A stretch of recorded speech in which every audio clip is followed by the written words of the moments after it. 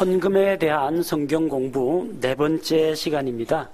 이번 시간에는 바빌론 포로 생활 그리고 포로 귀환 시대의 헌물에 대해서 살펴보도록 하겠습니다. 이스라엘 백성이 범죄함으로 말미암아 북이스라엘은 아시리아에 의해서 멸망당하고 남유다 왕국은 바빌론 제국에 의해서 멸망했습니다. 그래서 바빌론 군대가 쳐들어와서 예루살렘을 함락하고 예루살렘 성전을 파괴하고 이스라엘 백성을 저 멀리 아브라함이 원래 나왔던 곳 바빌론 땅으로 사로잡아 갔습니다. 사로잡혀 간 그곳에서는 이스라엘이 하나님께 성전 예배를 드릴 수가 없었습니다. 개인적으로 하나님께 기도하는 것은 가능했겠지만 하나님께서 말씀하시기를 그분께서 자기 이름을 두시려고 예비한 곳에서 반드시 헌물을 드려야 했습니다. 바빌론 땅은 하나님께서 예비한 장소가 아닙니다. 그들은 예루살렘에서 하나님께 경배드리고 헌물을 드려야 했습니다. 바빌론에는 유대인들의 성전이 없었습니다. 성전이 없으니까 번제단도 없겠죠. 성소 지성소도 없습니다. 그래서 하나님께 희생 헌물을 드리며 예배할 수는 없었습니다. 희생 헌물을 드릴 일이 없으니까 제사장도 아무런 소용이 없습니다. 성전에서 섬기고 수고하는 레위 사람도 섬김의 일을 하지 않았습니다. 그래서 이때는 이스라엘 백성이 어떻게 신앙생활을 했느냐? 회당을 중심으로, 회당은 말씀을 강론하는 장소입니다. 그래서 이스라엘 백성은 회당을 중심으로 성경 말씀을 읽고 또 성경 말씀을 백성에게 가르치면서 하나님께 대한 그런 믿음을 쌓아 나갔습니다. 하지만 그들은 성전에서 희생 제사를 드리지는 못했습니다. 언제 성전 예배가 다시 회복이 되느냐? 바빌론 포로 생활을 마치고 포로 생활에서 돌아왔을 때입니다. 그래서 하나님께서는 대제사장 여호수아와 또 스룹바벨 총독을 통해서 또 학계 대언자 에스라, 느헤미야 이런 사람들을 통해서 성전을 건축하고 또 예루살렘 성벽을 재건하고 하나님께 예배드리는 것을 다시 회복하게 했습니다. 포로 귀환 시대에 스룹바벨 성전을 다시 건축한 이후로는 하나님께 예배드릴 수가 있게 되었습니다. 이때 백성은 성전을 섬기는 데 필요한 비용을 백성들이 조달했습니다.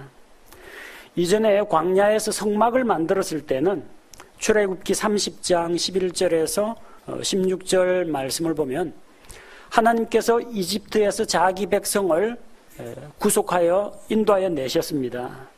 그래서 하나님 앞에서 그들이 하나님의 것이 되었다.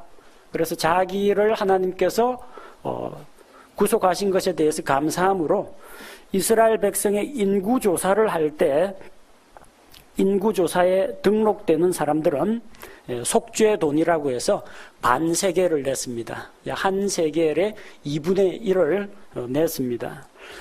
부자라고 해서 그거보다 더 많이 낼 수도 없었고 가난하다고 해서 그걸 깎아주지도 않았습니다. 정확하게 반세겔을 부담했습니다. 그 속죄돈은 회중의 성막에서 섬기는 일에 그들이 사용했습니다. 자, 그런데 이제 포로 생활에서 돌아오고 나서 백성들 대부분이 형편이 넉넉하지가 못합니다. 그래서 그때는 성전을 위해서 바치는 돈 액수가 반세겔에서 3분의 1 세겔로 줄어듭니다. 느헤미야 10장 32절 말씀에 보면 우리가 또 우리를 위하여 규례를 정해 해마다 3분의 1 세겔을 부담하여 우리 하나님의 집을 섬기는 일에 쓰게 하되, 드리는 목표는 다릅니다. 출애굽기에서는 이 속죄 돈으로 드렸고 느헤미야 10장에 나오는 이야기는 성전을 섬기는 일을 위해서였습니다. 포로 생활에서 돌아와서 경제적으로 빈곤한 자가 많기 때문에 2분의 1 세겔은 좀 부담이 되니까 3분의 1 세겔로 낮춰줬습니다. 그걸 가지고 성전에서 섬기는 일에 사용했습니다. 성전 예배가 회복되면서 11조도 다시 회복이 됩니다. 성전이 있고 제사장과 레위 사람들 희생 제사를 드리고 하는 일들이 있으니까 다시 제사장과 레위 사람들을 먹여 살려야 할 필요가 생겼습니다. 그래서 다시 느헤미야 때 11조를 드렸습니다. 근데 느헤미야가 페르시아 왕궁으로 방문하러 자리를 비운 사이에 이 제사장 가운데 이방인과 결탁한 제사장 엘리야십이 이방인 도비야와 결탁을 해서 헌물과 11조를 모아두는 성전 보고, 성전 그 창고를 비우고 그에게 방을 만들어 줬습니다. 문제가 있죠. 나중에 느헤미야가 돌아와 보니까 11조를 보관해야 될 창고에 누가 자기 가재 살림 도구를 갖다 놓고 거기서 살고 있는 겁니다. 느헤미야가 그 방을 다시 정결하게 하고 깨끗이 비우게 하고 하나님께 드릴 예물을 도로 제자리에 갖다 놓도록 합니다. 또 보니까 성전을 둘러보니까 레위 사람들이 거기 한 명도 없어요. 레위 사람들이 다 도망가 버렸습니다. 11조를 주지 않으니까 레위 사람들이 먹고 살 수가 없어서 밭으로 일하러 간 겁니다. 느헤미야 13장 10절 말씀을 보니까 내가 또 그들이 레위 사람들의 몫을 그들에게 주지 아니하였음을 알게 되었으니 이는 일을 하던 레위 사람들과 노래하는 자들이 각각 자기 밭으로 도망하였기 때문이라. 제사장, 레위 사람, 성전 문지기, 노래하는 자, 수종 드는 자, 성전과 제단에서 나는 걸로 먹고 사는 사람들입니다. 하나님의 예배가 버림이 되고 또 제때에 11조를 공급해 주지 않으니까 레위 사람들도 먹어야 일을 합니다. 그래서 그들이 밭으로 일하러 갔다는 겁니다. 그래서 느헤미야가 다시 그들을 데려오고 하나님의 전을 위해서 백성들로 하여금 헌물을 드리게 하니까 다시 백성들이 하나님의 보고 성전 창고를 채워주고 성전 예배를 다시 회복하게 됩니다. 그런데 구약 성경 말라기 때 와서는 성전 예배가 부패하기 시작합니다. 말라기 1장에서 3장 말씀을 보면 제사장들의 타락과 부패에 대해서 이야기하고 있습니다. 예배를 드릴 때 오늘날은 우리가 예수 그리스도 이름으로 누구든지 하나님 앞에 나아갈 수 있게 되었지만 구약 시대의 사람들은 반드시 레위 사람 제사장을 통해서 하나님 앞에 나아가야 했습니다. 실제 이 예배를 집전하고 희생물을 드리는 이런 일을 하는 사람은 이 제사장들입니다. 근데 그 제사장들이 하나님께 드리는 예배를 멸시했다는 겁니다. 자, 어떻게 하나님께 드리는 예배를 멸시했는가? 말라기 1장 7절 8절에 보면 너희가 더러운 빵을 내 제단 위에 드리고는 이르기를 우리가 어떤 점에서 주를 더럽게 하였나이까 하나니 너희가 이르기를 주의 상은 업신여겨도 된다 하는 점에서 그리하였느니라. 만군의 주가 말하노라 너희가 눈먼 것을 희생물로 드리면 그것이 악하지 아니하냐. 너희가 다리 저는 것과 병든 것을 드리면 그것이 악하지 아니하냐. 이제 그것을 내 총독에게 드려보라. 그가 너를 기뻐하겠으며 내 외모를 용납하겠느냐. 그들은 하나님 앞에 더러운 빵을 드렸습니다. 하나님 앞에 날마다 드리는 아침 저녁으로 드리는 번제 헌물 그리고 음식 헌물이 있습니다. 빵을 드립니다. 더러운 빵을 드렸다는 겁니다. 희생물을 드리는데 눈먼 것, 다리 저는 것, 병든 것을 드렸다는 겁니다. 그리고 그들은 주께 희생 헌물을 드리면서 아침 저녁으로 하나님께 예배하는 일을 귀찮고 피곤하게 생각했습니다. 말라기 1장 13절 말씀해 보니까 만군의 주가 말하노라 너희가 또한 이르기를 보라 그 일이 얼마나 피곤한가 하며 그 일을 향하여 코웃음을 치고 찢긴 것과 다리 저는 것과 병든 것을 가져왔느니라. 주가 말하노라 너희가 이같이 헌물을 가져왔으니 내가 너희 손에서 이것을 받겠느냐. 받지 않으신다는 겁니다. 하나님께 예배 드리는 것이 얼마나 번거롭고 피곤한가. 누가 이런 생각을 품었어요? 이스라엘 백성이 아닙니다. 제사장들이 그랬다는 거예요. 말라기 1장 6절을 보십시오. 이게 누구한테 이야기하는 건지. 오, 내 이름을 멸시하는 제사장들아. 제사장들 이야기입니다. 일반 백성 아닙니다. 성도들 아닙니다. 이 종교 지도자들이 부패하고 타락했다는 이야기입니다. 주의 제단에 희생 업무를 누가 드립니까? 아침 저녁으로 희생물 드리는 사람, 제사장들입니다. 백성이 눈먼 것 갖고 오면 레위 사람 제사장이 받아주느냐? 불합격. 못 드리게 합니다. 좋은 걸 가져와야 받아줍니다. 희생 헌물이 하나님께 바칠 수 있는 건지 없는 건지 심사를 누가 하느냐? 제사장들이 합니다. 백성은 불합격 받지 않으려고 어쨌든 최선을 다해서 제일 좋은 것을 주께 희생물로 가져옵니다. 저는 것이나 눈먼 것이나 병든 것들을 가져오면은 제사장들이 안 받아준다는 겁니다. 불합격 처리합니다. 자, 그런데 14절에 보면 속이는 자가 있다는 겁니다. 그러나 속이는 자, 곧 자기 양떼에 수컷이 있는데도 서원한 뒤에 부패한 것으로 주에게 희생물을 드리는 자는 저주를 받으리라. 누가 성전에서 좋은 거 받아가지고 나쁜 걸로 바꿔치기 하는 사람이 있다는 겁니다. 백성은 어쨌든 하나님께 최고 좋은 것을 가져옵니다. 그런데 어떻게 주의 제단에 눈먼 것, 다리 저는 것, 병든 게 올라가느냐? 에이, 뭐 하나님이 설마 보겠어? 이거 시장에 갖고 팔면 안 팔립니다. 당장 보이니까. 근데 하나님은 안 본다는 겁니다. 왜? 그리고 제단에 올려놓고 불태워버리면 그만인데, 불태워버릴 건데 표도 안 날 텐데 뭐 다리가 절건 눈이 뭐 감겼건 그 상관이 없다는 겁니다. 누가 그런 망령된 생각을 하느냐? 제사장들이 그런 생각을 한다는 겁니다. 제사장들은 좋은 것을 자기를 위해서 다 빼돌립니다. 안 좋은 것을 주께 드렸다는 겁니다. 말라기 읽을 때 오해하지 마십시오. 대부분의 교단 교회에서 이거 가르치면서 이스라엘 백성이 하나님께 나쁜 것, 안 좋은 것, 질 낮은 걸 드려가지고 저주받았다고 주장합니다. 백성이 그런 게 아니고요. 제사장들이 그랬습니다.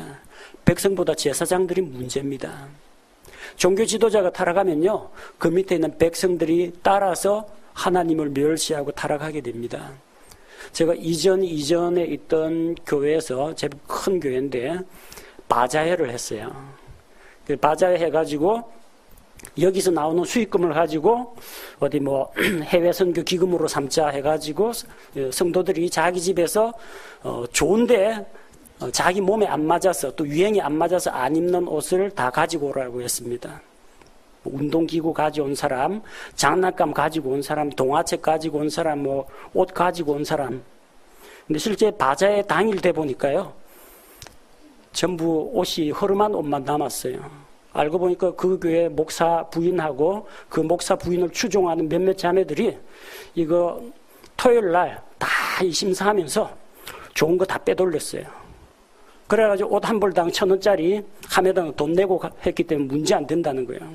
나머지 성도들이 와가 바자회가 골라보려고 하는데 쓸만한 옷이 없어요. 좋은 건 누가 다 싹쓸이가 자기 집에 다 갖다 놨어요. 말라기 시대 꼭 그런 일이 일어났다는 겁니다. 백성들은 어떻게 뭐 하나님 앞에 예배 드린다고 가져오고 구제하자고 가져오고 뭐 가져오는데 누가 이걸 가로챘느냐? 제사장들이 가로챈다는 겁니다. 자, 그래서 이 문제가 생깁니다. 그 11조 도둑 이야기가 바로 여기서 나옵니다. 저기 뭐 기도원 같은 데 가면은 11조 강조하면서 꼭 이야기하는 게 11조 떼먹지 마라. 11조 떼먹으면 11조 도둑놈이고 천벌을 받는다. 그렇게 이야기합니다. 그 11조 도둑 이야기가 말라기 3장 8절 9절에 나옵니다. 뭐라고 되어 있습니까? 사람이 하나님의 것을 강도질하겠느냐? 그러나 너희는 내 것을 강도질하고도 말하기를 우리가 어떤 점에서 주의 것을 강도질하였나이까 하나니 너희가 11조와 헌물에서 강도질하였느니라. 너희가 저주를 받았나니 이는 너희 곧 이 온 민족이 내 것을 강도질하였기 때문이라. 이렇게 말씀하고 있습니다. 누가 11조를 강도질했습니까? 누가 11조를 훔쳤어요? 백성이 11조를 안 바쳐서 문제가 된 게 아닙니다. 이스라엘에서는 11조가 세금과 마찬가지입니다. 이거 안 내면 이스라엘 공동체에서 추방당합니다. 동포로 인정 안 합니다. 쫓겨납니다. 제사장들, 레위 사람들이 시퍼렇게 눈을 뜨고 그 집에 밀을 얼마나 수확했는지, 그 집에 양 새끼가 몇 마리인지 다 알고 있는데 속일 수가 없어요. 감출 수가 없습니다. 다 드려야 됩니다. 안 바치면 정죄받고 추방당합니다. 그럼 백성이 품질이 낮은 것으로 바쳤는가? 품질 낮은 거 가져오면 제사장들이 안 받아줍니다. 이거 하나님께 드릴 수 없다. 가져가라고 합니다. 어쨌든 제일 좋은 걸 가져갑니다. 근데 본문에 우리가 잘 읽어보면요, 이게 백성이 11조 안 드리고 11조를 떼어먹은 이야기가 아니라 이미 바친 11조와 헌물을 누가 떼어먹었다는 것을 알 수가 있습니다. 도둑질인데 어떤 도둑질이냐면요, 너희가 11조와 헌물에서 강도질을 하였느니라. 물건을 훔친 게 아니고요, 11조와 헌물에서 강도질을 했습니다. 어떤 유대인이 있습니다. 그 유대인이 하나님께 헌물로 드리려고 양 몇 마리를 준비했습니다. 밤에 도둑이 와서 그 훔쳐갔다는 이야기가 아닙니다. 그건 11조 헌물이 아닙니다. 언제 11조가 돼요? 그걸 하나님 앞에 바쳐야 11조가 됩니다. 집에 있는 양은 헌물이 아닙니다. 그건 가축입니다. 그걸 하나님 앞에 갖고 와가지고 제사장에게 가지고 나와야 그때부터 헌물입니다. 11조 헌물이라는 건 무슨 이야기예요? 백성이 아직 바치지도 않은 걸 훔쳤다는 이야기예요? 이미 바친 11조 헌물, 그러니까 백성은 냈다는 겁니다. 누가 훔쳤어요? 제사장들이 훔쳤습니다. 이스라엘 백성이 아직 바치지도 않았는데 훔치거나 빼돌리는 건 불가능합니다. 바친 다음에 빼돌립니다. 사무엘상에 나오는 엘리의 두 아들 보십시오. 백성 집에 가서 가축 훔쳐오거나 그러진 않았습니다. 백성이 하나님 앞에 헌물로 희생물로 가지고 옵니다. 그러면은 하나님께 이거 기름을 태우기 전에 갈고리를 가지고 와서 살점만 확 훑어갑니다. 그게 하나님의 헌물을 가로채는 것입니다. 바치지도 않은 헌물을 어떻게 훔쳐갑니까? 11조와 헌물에서 강도질을 하였다는 것은 11조와 헌물이 이스라엘 백성의 손에서 성전으로, 제사장 손으로 넘어왔다는 겁니다. 근데 그걸 훔쳤다는 이야기입니다. 그들은 좋은 게 있으면은 몰래 자기 집으로 빼돌리고 대신에 자기 집에 있는 병든 거, 다리 저는 거 그걸로 갖고 와가지고 하나님께 드릴 때는 뭐 어차피 죽으면 똑같은데요. 어차피 하나님 고기 씹어 드시는 것도 아닌데, 병든 거 뭐 하나님 먹고 불태운 거 하나님 먹고 전염병 걸리는 것도 아닌데, 하나님의 상은 업신여겼다는 겁니다. 마음이 문제입니다. 이게 11조 도둑질입니다. 백성이 11조 안 냈다는 이야기가 아닙니다. 냈는데 제사장들이, 타락한 제사장들이 그걸 다 가로챘다는 이야기입니다. 말라기 3장 10절에 보니까 만군의 주가 말하노라, 너희는 모든 11조를 창고로 가져와 내 집에 먹을 것이 있게 하고, 11조를 가져와서 먹을 것이 있게 하라고 했습니다. 그럼 당시, 말라기 당시 제사장은 하나님의 성전 창고가 비어가 배 쫄쫄 굶으면서 사야겠느냐? 아닙니다. 기름진 거 다 빼돌리고 받을 거 다 받았는데, 그러면 11조 창고는 왜 비어 있느냐? 이거 누구 줘야 돼요? 제사장만 먹는 거 아닙니다. 레위 사람들이 먹어야 됩니다. 근데 느헤미야 때 어떤 일이 일어났어요? 11조는 다 바쳤는데 11조 창고는 비어있고 거기 이방인이 들어와 살고 있고 레위 사람들한테 먹을 걸 안 주니까 전부 밭으로 일하러 도망가 버렸습니다. 레위 사람들에게 나눠주지 않았습니다. 집행을 안 했다는 거예요. 누가 가져갔어요? 제사장이 가져갔습니다. 성전 문지기한테 줘야 됩니다. 노래하는 자들에게 줘야 됩니다. 성전에서 수종되는 여인들한테도 나눠줘야 됩니다. 과부한테도 나눠줘야 됩니다. 아버지 없는 자한테 나눠줘야 됩니다. 그런데 이거 하나님의 집이 비어 있다는 겁니다. 제사장이 먹고 살 수 없을 정도로 백성이 11조를 안 해서 하나님의 집이 비어 있는 게 아니고요. 11조는 제사장들이 다 받았는데 다 빼돌리고 창고에 양식이 없다는 겁니다. 그래서 모든 11조를 다시 도로 갖다 채워놓으라고 한 겁니다. 이렇게 여기에는 이게 온전한 11조라고 되어 있거든요. 모든 11조가 아니라 온전한 11조 하니까, 온전하게 드려야 되는구나.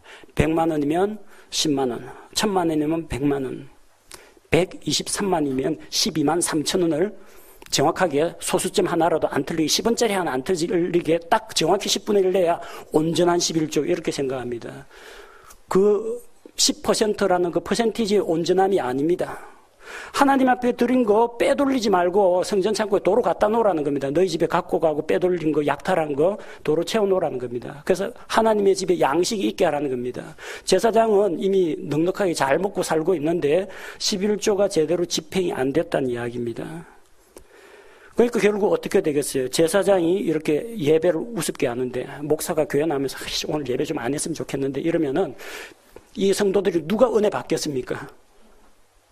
제사장이 하나님 앞에 이게 왜 아침 저녁으로 아침에 한 번만 하면 안 되나? 왜 아침 저녁으로 번제드리라고 그러고 이 번거로워 죽겠네 그러면서 투덜대면은 듣는 백성들이 뭐라고 생각하겠습니까? 영적 지도자가 제사장이 저 모양인데 백성들도 거기에 오염된다는 겁니다. 내가 열심히 좋은 거 갖다 바쳤는데 다 빼돌리고 병든 거 눈먼 거 드리는 거 뻔히 잡을 때 볼 거 아닙니까? 이거 내가 갖고 온 거 아닌데 보니까 쩔뚝거리는 걸 제사장이 잡고 있는 거 보면 뭐 좋은 거 드려봤자 소용없네. 백성도 하나님을 우습게 알고 안 좋은 거 갖고 오게 됩니다. 그래서 결국 어떻게 돼요? 문제는 제사장들의 이런 범법으로 시작했는데 너희 온 민족이 이 온 민족이 내 것을 강도질하였다. 그 제사장의 그 백성입니다. 그 목사의 그 교회 성도입니다. 거의 변치 않습니다. 꼭 목사 닮은 교인들이 옵니다. 요 목사하고 안 닮은 사람은 적응을 못하고 떠납니다. 제사장과 이스라엘 백성 함께 하나님 앞에 범죄했습니다. 그래서 그들은 저주를 받았습니다. 저주 안 받으려면 11조 내라. 11조 내면 저주 취소해 줄게. 그 이야기가 아닙니다. 그들은 저주 받았습니다. 11조 낸다고 복 받는 건 아닙니다. 많은 사람들이 11조가 축복의 통로라고 생각합니다. 그러나 지난 시간에 살펴본 것처럼 11조는 율법의 의무입니다. 대한민국 법 안 어겼다고 표창 주는 거 봤습니까? 저 교통질서 한 번도 안 어겼습니다. 신호등 잘 지켰습니다. 어긴 사람 벌 받습니다. 법 잘 지켰다고 상 주지 않습니다. 잘 지키는 건 그 기본입니다. 당연히 그렇게 해야 됩니다.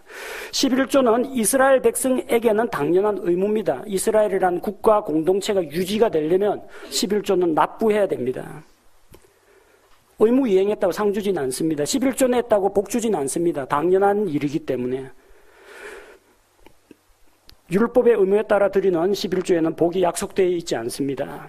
그러나 후하게 구제하기 위해서 11조 드리는 데는 복이 약속되어 있습니다. 자원하는 마음으로 감사하는 마음으로 자발적으로 드리는 것에는 복이 약속되어 있습니다.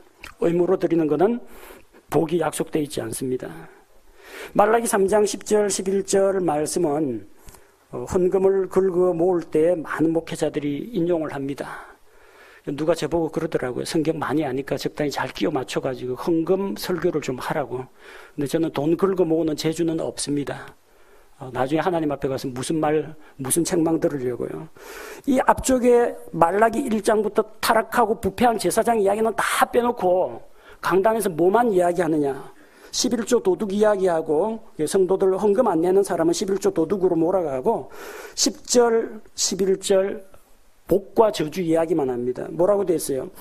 만군의 주가 말하노라 너희는 모든 11조를 창고로 가져와 내 집에 먹을 것이 있게 하고 이제 그것으로 나를 시험하여 내가 너희를 위해 하늘의 창들을 열고 받을 곳이 없도록 너희에게 복을 쏟아붓지 아니하나 보라. 문맥, 맥락 다 제외하고 11조 내면 하늘 창이 열려가지고 복이 쏟아진다고 합니다. 곡식이든 돈이든 쏟아진다고 합니다. 성경 어디에도 11조 내면 복 받는다는 이야기는 율법서에도 안 나오는데 구약시대 지금 다 끝나가는데 이제 와서 11조 내면 복 받는다. 그런 문맥의 이야기가 아닙니다. 또 11절 만군의 주가 말하노라 내가 너희를 위하여 먹어 삼키는 자를 꾸짖으리니 그가 너희 땅의 열매를 멸하지 못하리라. 또 너희 포도나무가 때가 이르기 전에 자기 열매를 밭에 떨어뜨리지 아니하리니 11조 안 내면 11조 금액에 해당하는 만큼 사고가 난다고 주장하는 사람들이 있습니다. 내가 11조를 몇십만 원을 떼먹었는데 그래서 교통사고를 당했는데 병원 치료비가 꼭 11조 그 금액하고 똑같았다. 이런 간증들 참 많이 들어볼 수 있습니다. 내가 그때 11조만 했었더라면 치료비도 안 나가고 다치지도 않았을 텐데. 여러분 하나님이 먹고 살 게 없어가지고 여러분이 헌금 안 내면 누구 다리 몽댕이를 하나 부러뜨려 놔야 하나님이 여러분한테 삥 뜯어야 먹고 살 수 있는 그런 절박하신 분은 아닙니다. 온 지구상에 있는 금은 보화와 가축과 곡식이 모두 다 하나님의 것입니다. 없으면 하나님께서 말씀만으로도 창조하실 수가 있는 겁니다. 하나님이 뭐가 아쉬워서 나를 좀 먹여 살려다오 하고 자식들이 부양 안 하면 굶어 죽을 할아버지처럼 여러분에게 구걸을 하겠습니까? 또 하나님께서 모든 것을 가지신 분인데 누가 괘씸하게 11조 누가 안 내서 해가지고 교통사고 만나게 하고 암 걸리게 하고 그런 하나님이라면 여러분 믿지 마십시오. 돈 갖고 거래하는 하나님을 왜 믿습니까? 그래 차라리 다른 데 가서 무당 복쳐주고 비나이다 한 게 낫지. 하나님은 돈 갖고 여러분하고 흥정하거나 거래하지 않습니다. 여러분이 돈 많이 갖다 바치면 하나님 복 주시는 분이 아닙니다. 만약 그런 식으로 복 받는다면요, 부자는 더 부자 됩니다. 왜? 바칠 재산이 많으니까 재산 가운데 조금만 바쳐도 많이 헌금하고 복을 더 많이 받습니다. 가난한 사람은 부자 될 기회가 없습니다. 가진 게 적은데 드릴 수 있는 건 더 적습니다. 헌금 많이 못 드리잖아요. 그럼 너는 평생 가난해라. 이렇게 되면은 부자만 돈 벌고 가난한 자는 계속해서 가난하게 살 수밖에 없습니다. 그것은 하나님의 방법이 아니라는 겁니다. 여러분 자식들한테 뭐 기대하십니까? 자식들이 커가지고 부모님 복양하면 좋겠죠? 요즘은 또 이게 좀 세대가 바뀌어가지고 자식들이 부모를 복양하지 않고 노인이 늙어서도 일해가지고 벌어먹고 사는 그런 가정들이 많다라고 합니다. 근데 부모 마음은 만약에 자녀들이 자기를 복양 안 해주면 어떻게 합니까? 자식들에게 재앙이 떨어지기를, 벼락 맞기를, 사업이 망하기를 독심을 품고 이렇게 하느냐? 그건 부모 마음이 아닙니다. 그저 자식 잘 되기를 바랍니다. 하나님이 누가 헌금을 안 냈다라고 해서 저주를 퍼붓거나 중한 질병에 걸리거나 그렇게 만들지 않으신다는 겁니다.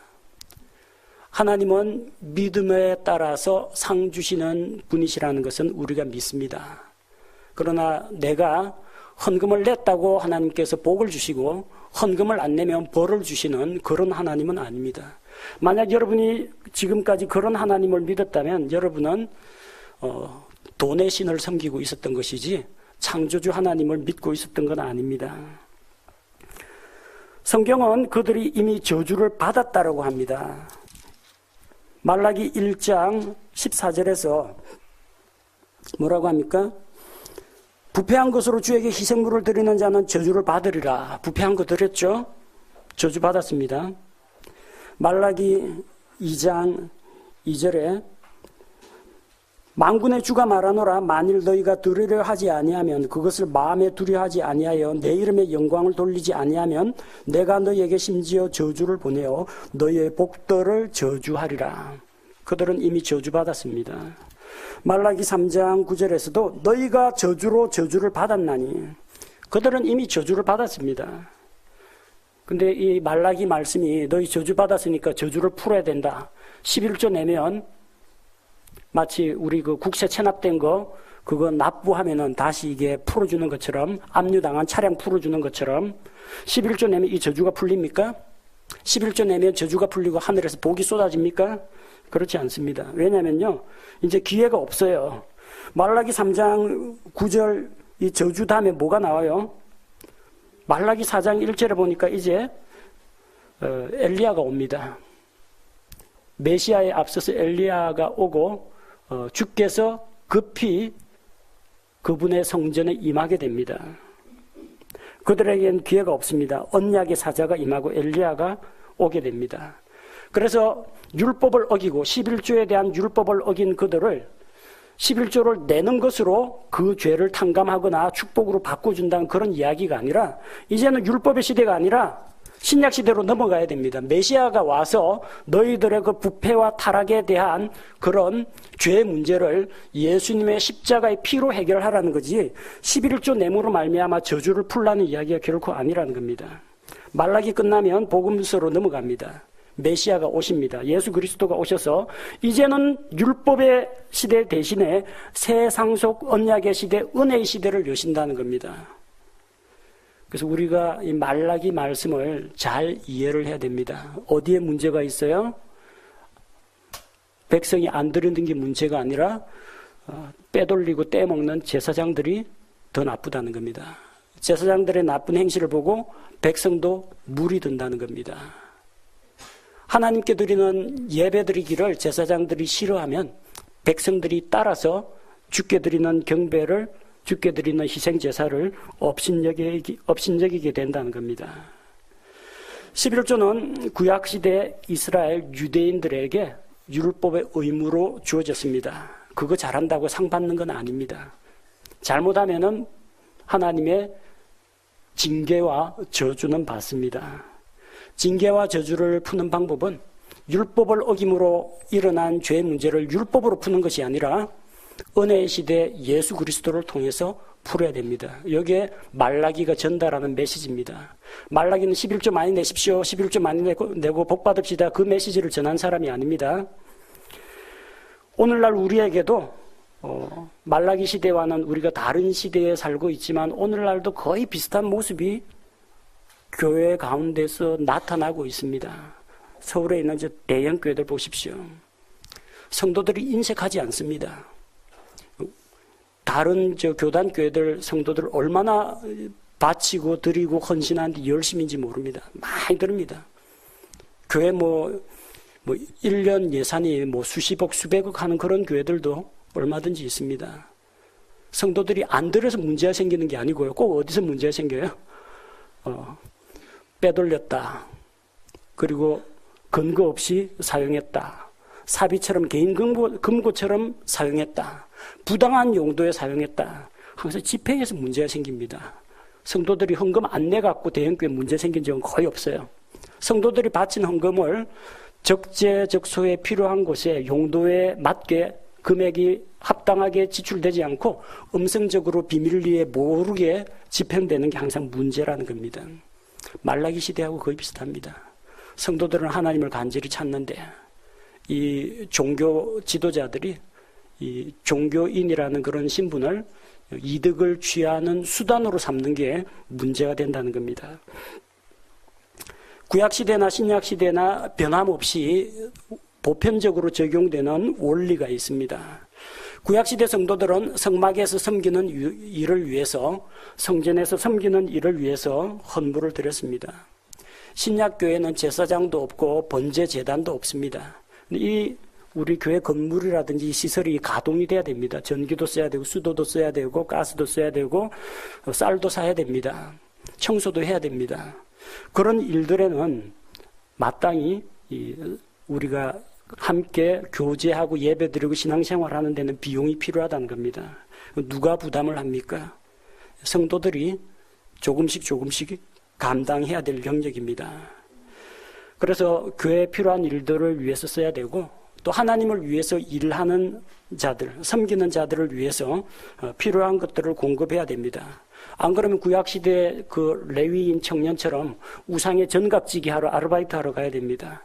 느헤미야 시대 레위 사람들처럼 먹을 것을 얻지 못해가지고 레위 사람이 밭으로 일을 하러 가야 됩니다. 여러분은 걱정하지 마십시오. 혹시 교회에서 비용이 좀 적게 나온다 하더라도 저는 먹고 살 대학 강의를 하든지 또 이족 자매가 또 학교에서 일을 해가지고 필요한 것들을 조달하기 때문에 그렇게 경제적으로 궁핍하거나 그러진 않습니다. 그러나 성경적인 원리는 일꾼이 자기 삭슬 받는 것이 마땅하다. 이 원칙입니다. 그리고 무엇보다도 하나님께 예배드리는 것을 소홀히 해서는 안 됩니다. 먼저 하나님께 예배드리는 자가 돼야 됩니다. 그 다음 주님과 함께 동행하는 삶을 살아야 됩니다. 그 다음에 주님을 위해서 일을 해야 됩니다. 이게 순서입니다. 우리 믿음이 성장하는 것은 하나님께 예배드리고 하나님을 알아가고 배워가는 데서 우리 믿음이 성장합니다. 열심히 일한다고 해서 그게 우리를 성장시켜 주지는 않습니다. 성장한 사람이 일을 하는 겁니다. 일을 해서 성장하는 게 아닙니다. 무엇보다도 예배드리는 것을 중요시해야 됩니다. 하나님께 예배드리는 것을 업신여겨서는 안 됩니다. 엘리의 아들들은 주께 드리는 헌물을 가로채다가 그 가정이 파멸에 이르렀습니다. 그들이 정말로 배가 고파가지고 헌물 가운데서 고기 몇 조각 훔쳐 먹었느냐? 그게 아닙니다. 하나님께 희생 예물 드리고 예배 드리는 것을 우습게 한 겁니다. 하나님을 우습게 여긴 겁니다. 나답과 아비후가 주께서 명하지 않은 다른 불을 들이다가 불에 타 죽었습니다. 하나님께 말씀하신 방법과 그분의 말씀과 그분의 방법대로 예배드리지 않을 때 하나님께서 진노하십니다. 말라기 시대의 제사장들처럼 되지 말아야 합니다. 이 일이 얼마나 번거로운가. 하나님께 예배드리는 게 얼마나 피곤한가. 일요일은 좀 잤으면 좋겠는데 월드컵 축구도 보고 TV 오락 드라마도 좀 봤으면 좋겠는데 꼭 와가지고 예배 드리라고 하고 예배 끝나면 빨리 보내주면 좋겠는데 성경 공부한다고 붙잡아 놓고 소모임 교제하고 가라고 붙잡아 놓고 이 일이 얼마나 피곤한가. 여러분 그런 생각 가지시면 안 됩니다. 하나님께 예배 드리기를 좋아하고 모이기를 힘쓰고 교제하기를 좋아해야 됩니다. 하나님께서 뭐라고 말씀하십니까? 엘리의 집안에 대해서 내가 나를 존중히 여기는 자를 내가 존중히 여기고 나를 멸시하는 자들을 소홀히 여기리라. 여러분이 하나님을 존경하고 하나님을 정말 진심으로 온 마음으로 섬기면 하나님께서 여러분을 귀하게 보십니다. 여러분이 예배드리는 거 하나님께 찬양 드리는 것을 우습게 알고 또 하나님 앞에 드리는 삶을 소홀히 할 때 하나님도 여러분을 똑같은 식으로 대하십니다. 그리고 하나님께 드리려면 좋은 걸 들으십시오. 가장 좋은 걸 들으십시오. 말라기 1장 8절에 이제 그것을 내 총독에게 드려보라. 그가 너를 기뻐하겠느냐. 총독한테 눈먼 짐승, 다리 저는 짐승, 전염병 걸린 짐승 갖고 가면요, 총독이 받지도 않을 분들은 화를 냅니다. 찍힙니다. 그런 사람들은. 여러분 웃 어른한테 뭐 건강식품 하나라도 좀 좋은 거 챙겨드리지 않습니까? 직장 상사한테 연말에 선물할 때, 거래처 선물할 때, 자기 은사에게 선물할 때 좋은 거 하죠. 질 나쁜 거 안 씁니다. 자기 집에서 먹는 건 조금 낮은 걸 쓰더라도 그런 분들한테 존경하는 분에게 선물할 때 정말 좋은 거 씁니다. 사람들에게 선물하는 것보다 하나님께 드리는 것은 더 후하게 더 좋은 것으로 드려야 됩니다. 헌금을 많이 하라 적게 하라 그런 이야기가 아닙니다. 여러분의 마음이 어디에 가 있습니까? 세상에 직장 상사나 아니면 자기 거래처 사람들을 존경하고 두려워합니까? 하나님을 존중하고 하나님을 두려워합니까? 내 관심이 물질에 가 있습니까? 나에게 물질을 공급하시고 채워주신 하나님께 가 있습니까? 여러분이 마음으로 하나님을 두려워하고 섬길 때 자연히 그게 말과 여러분의 행동으로 표현이 됩니다. 하나님께서는 바로 우리의 마음과 입술과 행동으로 나오는 삶의 예배를 기쁘게 받아주십니다.